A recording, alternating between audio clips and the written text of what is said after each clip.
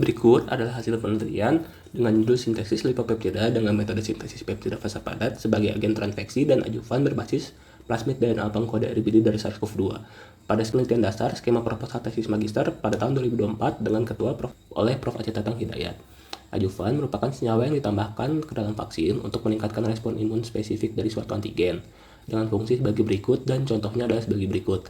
Senyawa organik yang potensial sebagai adjuvan adalah lipopeptida. Lipopeptida di sini dirancang dengan variasi asam lemak, asam planetoleat hingga asam linoleat dengan sekuens peptidanya adalah CHS, PKV, RKV yang harapannya dapat bermuatan dengan interaksi yang maksimal pada DNA. Setelah itu dilakukan proses sintesis dengan menggunakan metode sintesis peptida fasa padat yang dilakukan dengan bantuan reaktor pada rotary suspension mixer.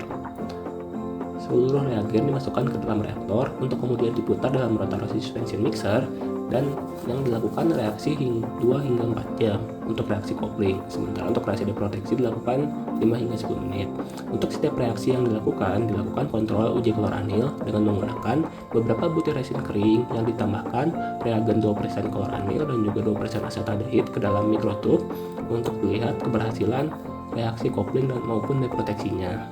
Setelah sekuens yang diinginkan didapat, kemudian senyawa dikeluarkan dari reaktor untuk dilakukan pemurnian dengan menggunakan alat RPHPHC semi preparatif dengan menggunakan kolom oktadesilsilan, di mana menggunakan pelarut aseton nitril dan juga air. Di sini didapatkan puncak-puncak yang merupakan tanda bahwa senyawa terdeteksi oleh detektor. Setelah itu puncak diberi nama dan juga diberi kode untuk nantinya dicatat dan untuk dilihat apakah puncak yang terbentuk merupakan puncak dari senyawa lipopeptida. Fraksi yang didapat dari botol vial tadi kemudian dikeringkan dengan bantuan alat rotary evaporator yang berfungsi untuk menguapkan air dan menghasilkan padatan yang dapat ditimbang.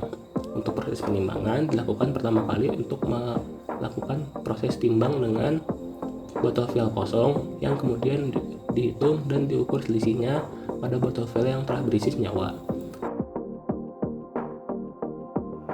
Hasilnya, lipopeptida berhasil menghasilkan rendemen 10 hingga 25% dengan waktu retensi terlampir dan persen pemurnian di angka 92,5 hingga 98%.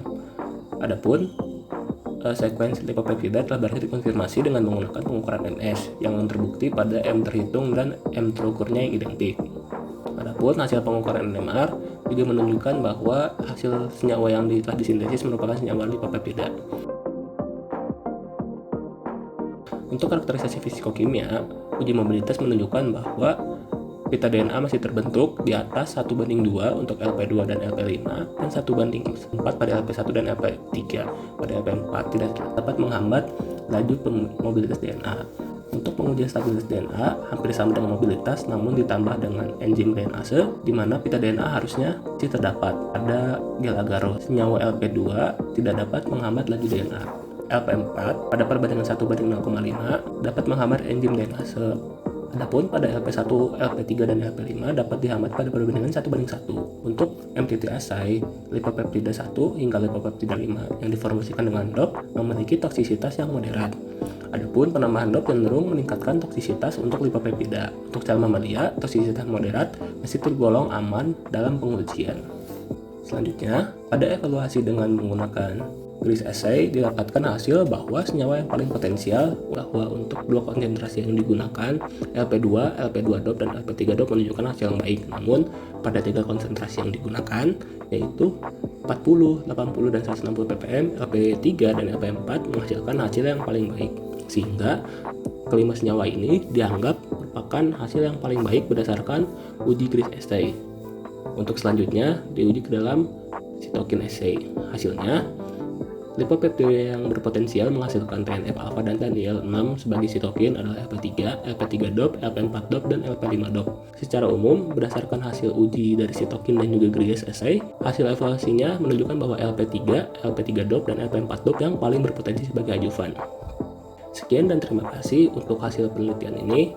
Ucapan terima kasih kami berikan kepada Kemendikbudristek Indonesia atas skema hibah proposal tesis magister dengan nomor kontrak 3809-UN6.3.1-PT.00-2024.